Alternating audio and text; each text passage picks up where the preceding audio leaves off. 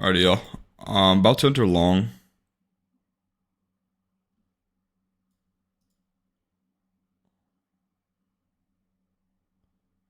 You get filled. I think this next 1 minute is just gonna pump.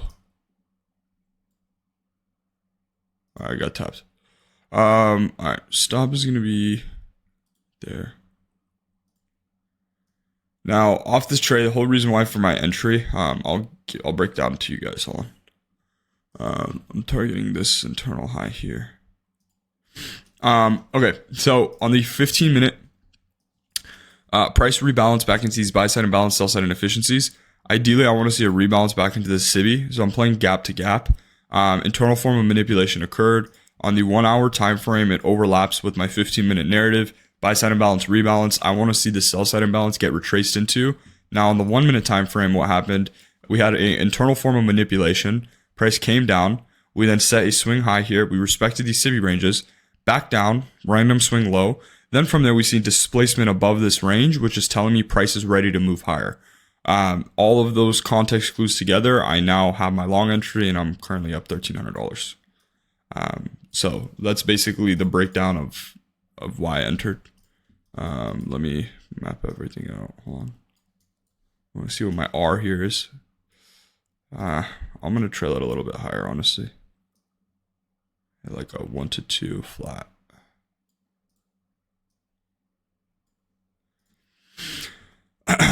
I just got to be careful that we don't make SMT with this internal high here.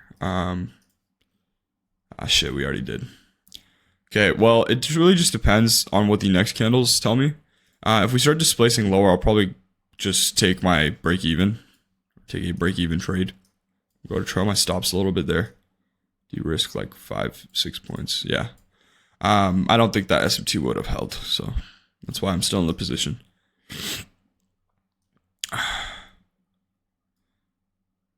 I mean, the higher context narrative on the 15 minutes to rebalance back into the SIBI range here. That's what price is telling me, essentially. Short term, we can rebalance back into this busy range, like back even all the way to break even. If price is truly bullish, I would love to see this be the low wick here to see speed and efficiency higher. So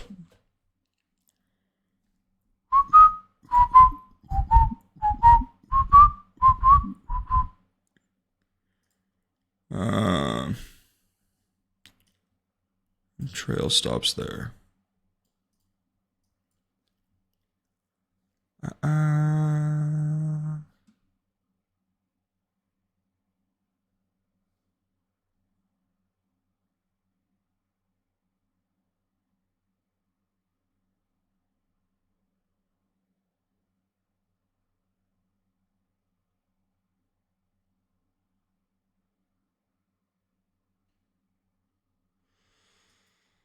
I don't like all these relative equal highs, relative equal lows we're making.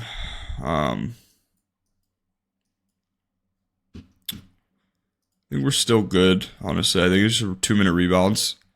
But yeah.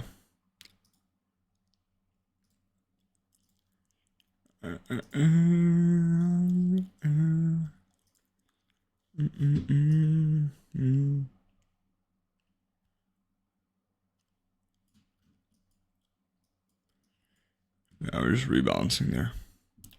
My risk is so small on this where it's like I don't really care. I'm risking like $450 now, so. But like one advice I'll give you guys is like a lot of you guys will go break even in this case scenario, in this literal exact same case scenario, and it's like, well, why are you going break even? Price can rebalance fully to your buy these buy side imbalances. What it can't do is if this buy side imbalance is the one that we're looking to respect. Obviously we can't look at price going back down here. So what you do is you put your stop loss directly below the displacement candle that you're looking at as a rebalance, right? Because a lot of you guys will literally say, oh, I'm going to put my stop loss to like break even or right here. And then you'll get stopped out and then price will run in your direction. You'll get irritated.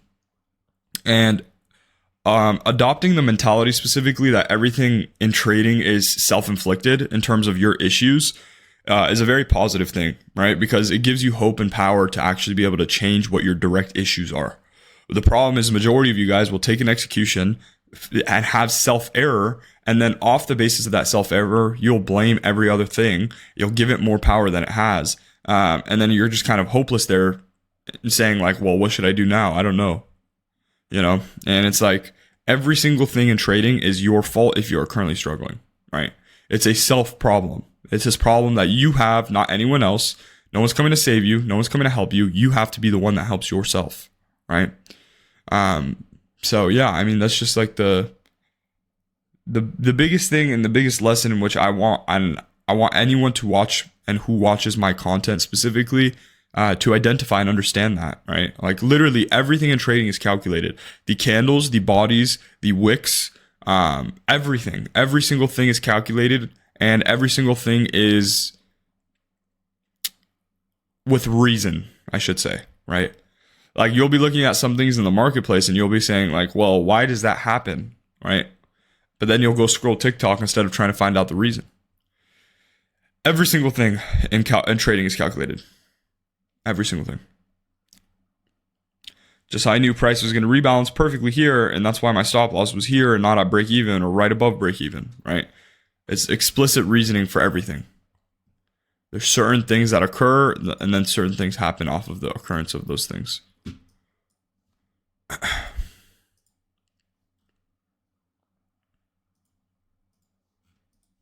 So we're just kind of dilly-dallying here. I honestly might take it the second after we get above this internal high, because we can kind of soup these internal highs and then run lower. So I'm going to hold my close position button.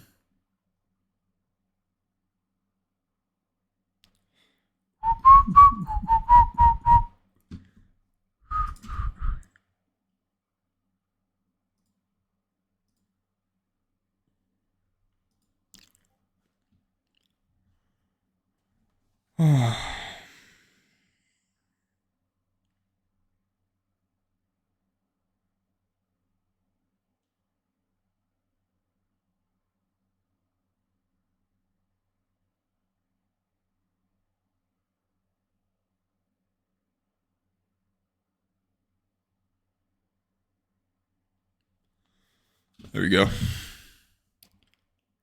All right.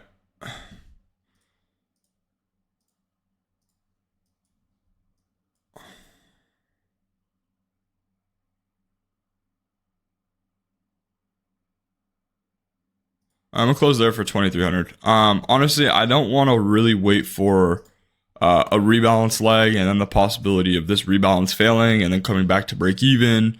And this is what I'll say is like, honestly, being able to do that has just helped me in my trading journey so much, because a lot of you guys will be, and I know and I understand it's like, that's fear, and like a lot of people can digest that as fear. But like I mentioned, you want to make like logistical reasoning. It's like, okay, well, if you know price is weak here, and the more than likely price can retrace and go back down before up, to save your mental health, close here, right? I mean, close here instead of here, right? The extra 9 points, it's like, sure, it's a lot, but it's like, is your mental clarity worth more, or is that 9 points worth more? Because so many times I've saved myself by literally closing here, and instead of price doing this, which I thought it would, price would just do this.